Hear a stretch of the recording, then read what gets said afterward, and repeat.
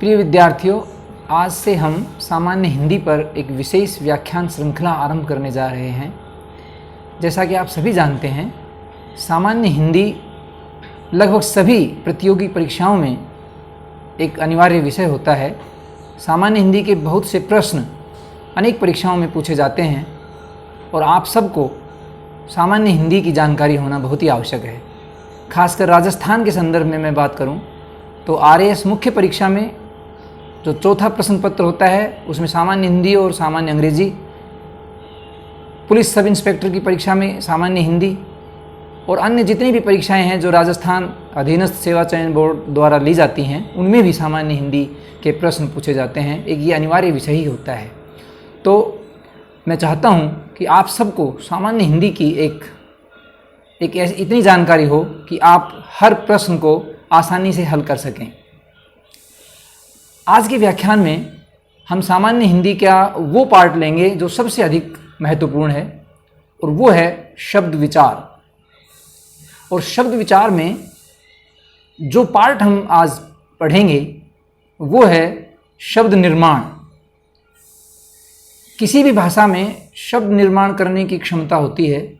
जितनी अधिक ये क्षमता होती है उतनी अधिक समृद्ध वह भाषा मानी जाती है।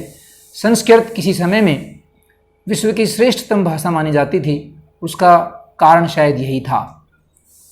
तो हिंदी में भी संस्कृत की परंपरा से ही मान लीजिए आप शब्द निर्माण की विशेष विधियां हैं और इन विधियों में 4 आप पहले भी पढ़ते आए हैं, वही मुख्य हैं और उन्हीं का हम आज चर्चा करेंगे। पहला है दो शब्दों के मेल से हम संधि करते हैं और वो एक नया शब्द बन जाता है। तो पहला है संधि द्वारा नया शब्द बनाना। दूसरा है दो शब्दों के उपयोग से हम एक नया शब्द बनाते हैं। देखिए, मैंने पहले कहा है 2 शब्दों के मेल से और दूसरा कहा है मैंने 2 शब्दों के उपयोग से एक नया शब्द बनाते हैं जिसे हम समास कहते हैं। समास का अर्थ होता है संक्षिप्त। तो इसका मतलब ये हुआ कि 2 शब्दों का हम उपयोग करेंगे किसी बड़े फ्रेज के लिए। कोई बड़ा वाक्यांश होता है जिसके लिए हम 2 शब्दों का उपयोग करके एक नया शब्द बना देते हैं, जिसको कई बार हम वाक्यांशों के लिए एक शब्द का भी हम प्रयोग कर सकते हैं। यह आपने पढ़ा ही होगा। तीसरा है उपसर्गों के माध्यम से हम नया शब्द बनाते हैं। उपसर्ग वो वर्ण या शब्दांश होते हैं जो शब्द के आदि में लगते हैं। आदि का मतलब प्रारंभ में लगते हैं और एक नया शब्द बन जाता है।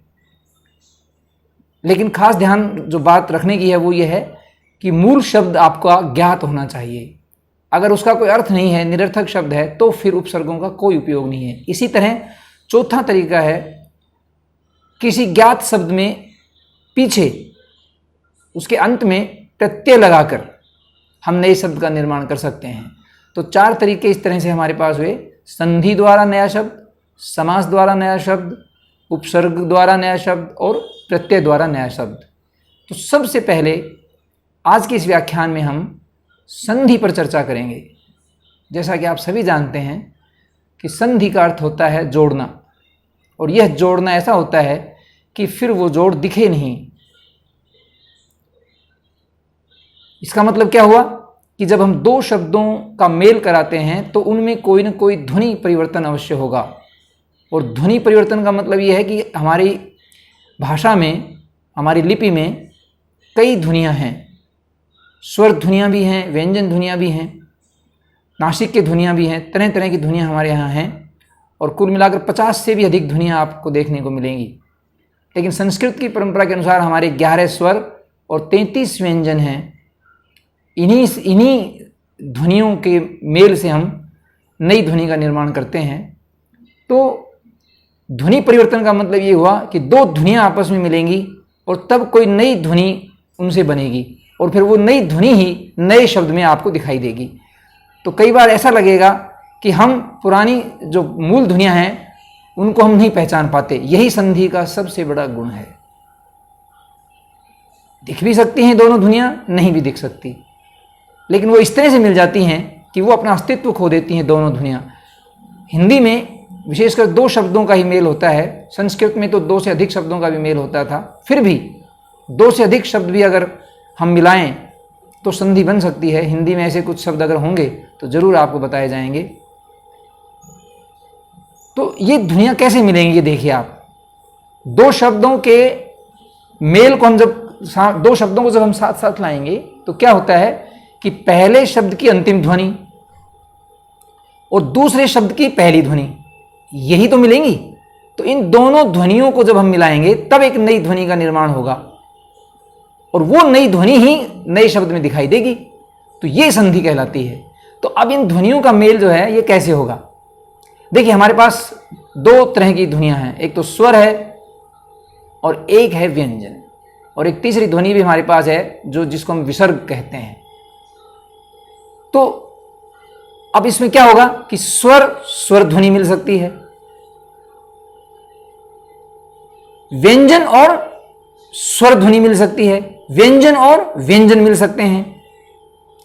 इसके बाद विसर्ग में स्वर मिल सकता है और व्यंजन मिल सकता है। स्वर में व्यंजन नहीं मिल पाएगा, स्वर या व्यंजन में विसर्ग नहीं मिल पाएगा, उससे नए शब्द का निर्माण नहीं होता। इसलिए हमारे पास 3 केसेस हुए। स्वर में स्वर यानी कि स्वर ध्वनियों के साथ जब स्वर ध्वनियों का मेल होता है, व्यंजन ध्वनि के साथ यानी कि पहले शब्द की अंतिम ध्वनि व्यंजन हो और दूसरे शब्द की पहली ध्वनि या तो स्वर हो या व्यंजन हो। इसी प्रकार तीसरे केस में क्या होगा कि पहले शब्द की अंतिम ध्वनि विसर्ग हो और दूसरे शब्द की पहली ध्वनि या तो स्वर हो या व्यंजन हो। तो ये 3 तरह के केस बनते हैं और इन तीनों केसेस के आधार पर ही हम 3 तरह की संधि पढ़ते आए हैं। पहली को हम बोलते हैं स्वर संधि, दूसरी को हम बोलते हैं व्यंजन संधि और तीसरी को बोलते हैं हम विसर्ग संधि।